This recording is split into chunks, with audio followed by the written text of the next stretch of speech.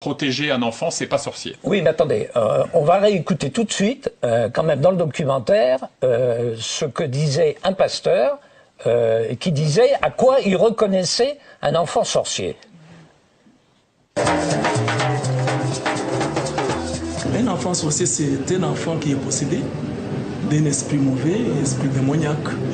Donc c'est un enfant dont au départ il est opprimé par la puissance du diable, puissance maléfique. Et après, il reçoit un esprit mauvais, dont il est possédé, il est habité par un esprit mauvais. Et comment constatez-vous cette présence d'un esprit mauvais? Donc on peut le constater tout d'abord par son caractère, par les agissements, c'est-à-dire qui sont anormaux. Par exemple, par exemple, un enfant têtu.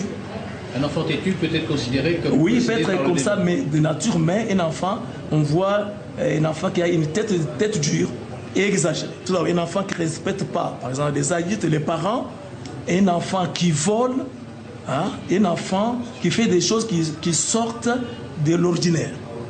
Vous voyez, les signes là montrent aussi que cet enfant, il est habité, ce n'est pas lui qui fait ça. C'est un autre esprit qui l'habite. Ou bien à partir des prophéties, des dons spirituels, Dieu peut révéler que cet enfant, il est habité par un esprit mauvais. Pierre-Jacques, vous avez été ambassadeur, vous dirigez une ONG. Ça, c'est très précisément ce que vous dites dans votre livre. C'est-à-dire, les religions, elles entretiennent la sorcellerie autant qu'elles luttent contre les sorciers, hein, quand même. Oui, je crois qu'il y a une chose importante à dire suite à ce qui vient d'être dit en associant, en parlant de décomposition sociale liée à l'urbanisation anarchique ou sauvage. La manière de traiter l'enfant n'est pas la même dans le monde rural traditionnel, où c'est un capital retraite, il y a un respect de l'enfant dans le lignage, et dans la ville, où c'est une charge, c'est une bouche à nourrir. Je pense que c'est important, de façon à ce que les téléspectateurs n'aient pas une image ténébreuse de l'Afrique et du rapport à l'enfance. Je crois que ça me paraît très clair dans le film, et je crois qu'il faut apporter cette nuance.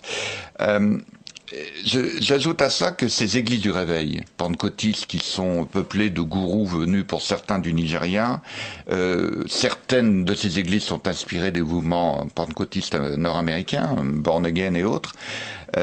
On en compte à peu près 10 000 en République démocratique du Congo. 10 000. Oui.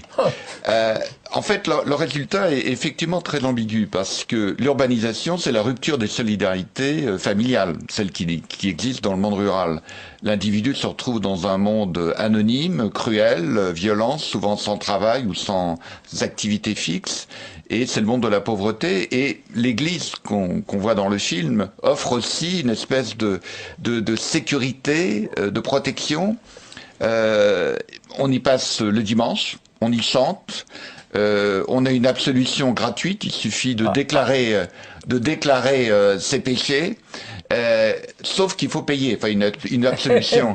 Alors on voit l'individu qu'on vient d'entendre parler, c'est un charlatan. Il faut bien voir que c'est un individu qui peut faire fortune. Il faut payer pour être délivré quand on est un enfant sorcier. Alexandra Cypric, il faut payer combien? Ah, mais ça dépend des églises, parce que vous avez des églises qui sont connues comme des églises un petit peu élitistes, où vous pouvez payer entre 15 et 30 000, mais allant jusqu'à 100 000 francs CFA pour une délivrance. Oui. C'est un business, hein. C'est un business. Ça fait en euros, ça fait... Il faut bien voir que c'est un individu qui peut faire fortune. Il faut payer, pour être délivré quand on est un enfant sorcier, Alexandra Cypric, il faut payer combien? Ah, mais ça dépend des églises, parce que vous avez des églises qui sont connues comme des églises un petit peu élitistes, où vous pouvez payer entre 15 et 30 000, mais allant jusqu'à 100 000 francs CFA pour une délivrance. Il faut bien voir que c'est un individu qui peut faire fortune. Il faut payer, pour être délivré quand on est un enfant sorcier, Alexandra Cypric, il faut payer combien?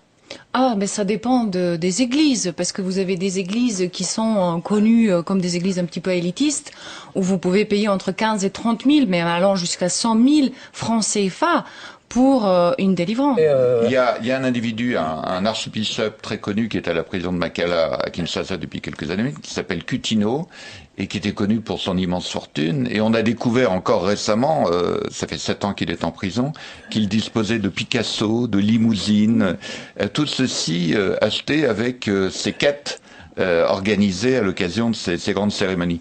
Quand je parlais d'absolution gratuite, en fait, c'est parce que je voulais dire qu'elle n'était pas payée. Il y a un individu, un archbishop très connu qui est à la prison de Makala à Kinshasa depuis quelques années, qui s'appelle Coutinho, et qui était connu pour son immense fortune. Et on a découvert encore récemment, ça fait 7 ans qu'il est en prison, qu'il disposait de Picasso, de limousines, tout ceci acheté avec ses quêtes organisées à l'occasion de ces grandes cérémonies. Quand je parlais d'absolution gratuite, en fait, c'est parce que je voulais dire qu'elle n'était pas payée.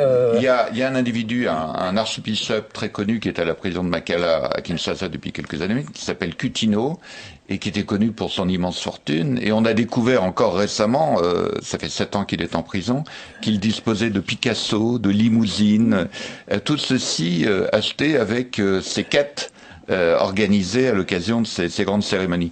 Quand je parlais d'absolution gratuite, en fait, c'est parce que je voulais dire qu'elle n'était pas